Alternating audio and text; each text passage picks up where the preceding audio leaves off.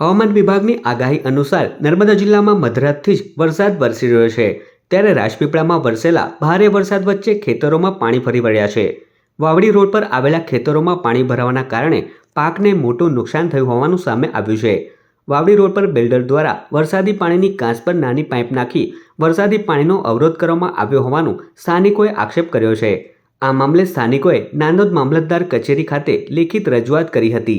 જો કે ત્યારબાદ તંત્ર દ્વારા વરસાદી પાણીની કાંચને સાફ કરવામાં આવી હતી।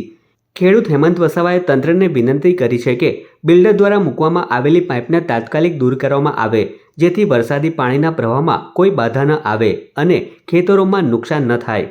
એટલો વરસાદ પડ્યો છે કે અમારા ખેતરમાં પાણી ભરાઈ ગયા છે। અમે તંત્રને રજૂઆત કરેલી, પહેલાં લેખિત રજૂઆત કરેલી અમે ખેડૂતો દ્વારા કે અહીંયા પાણી ભરાય છે, પાણી ભરાય છે અને આ બિલ્ડર શ્રીરામ હેરિટેજના બિલ્ડર દ્વારા જે વરસાદી પાણીની કાંચ છે એની પર નાની સાઇઝની પાઇપ ભૂંગળા નાખીને પાણીનો અવરોધ કરેલ છે। એ બાબતે અમે લેખિત રજૂઆત કરેલી।